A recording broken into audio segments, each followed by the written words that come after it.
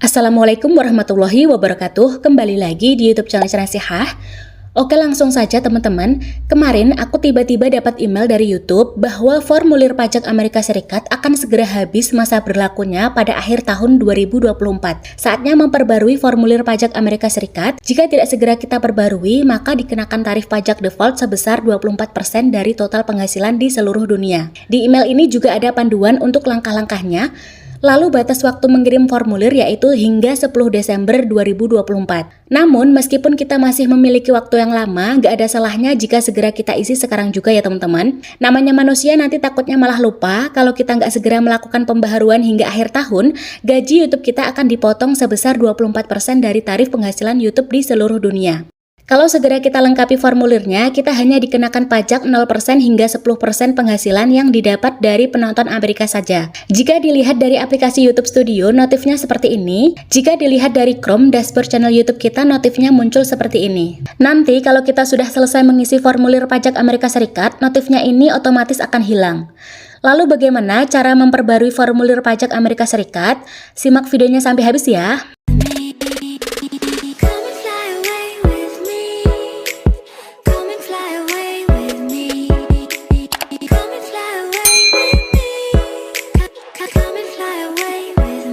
Pertama-tama masuk ke Google atau Chrome, ketik di pencarian Google AdSense, kita login ke AdSense masing-masing ya teman-teman, klik titik 3 di samping kanan penghasilan YouTube, buka pembayaran, scroll ke bawah, klik kelola setelan, di kelola setelan kita cari info pajak Amerika Serikat, lalu klik icon pensil, klik kelola info pajak.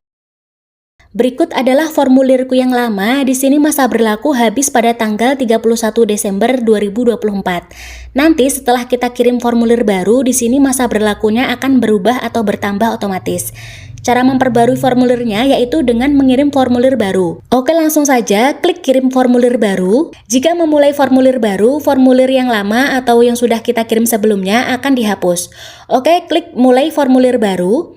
Sebelum memulai, teman-teman silahkan baca dan pahami dulu halaman ini. Jika sudah, klik mulai formulir. Untuk login, teman-teman masukkan kata sandi Gmail kalian.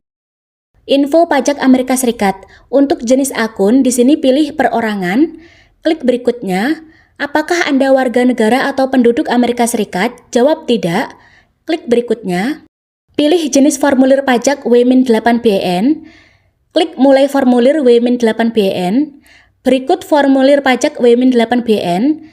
Pastikan informasi yang diberikan sama persis dengan yang ada di dokumen pajak kita dan formulir yang ditandatangani oleh perwakilan resmi dari entitas hukum ini. Oke, kita mulai. Nomor 1, identitas pajak. Nama individu sudah terisi otomatis.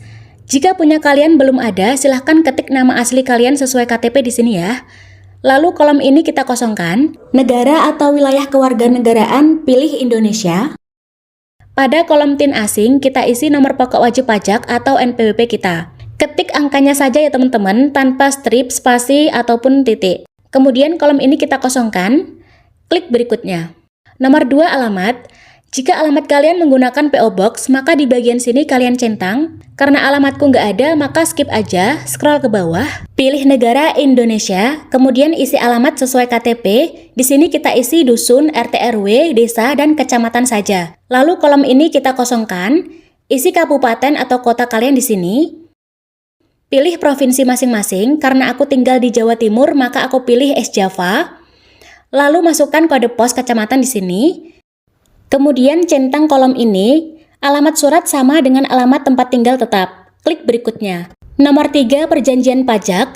Indonesia dan Amerika Serikat memiliki perjanjian pajak. Apakah Anda mengklaim tarif pemotongan atau pemungutan pajak yang lebih rendah berdasarkan perjanjian pajak? Kita pilih ya. Centang pernyataan ini, lalu pilih negara Indonesia. Selanjutnya, tarif dan ketentuan khusus.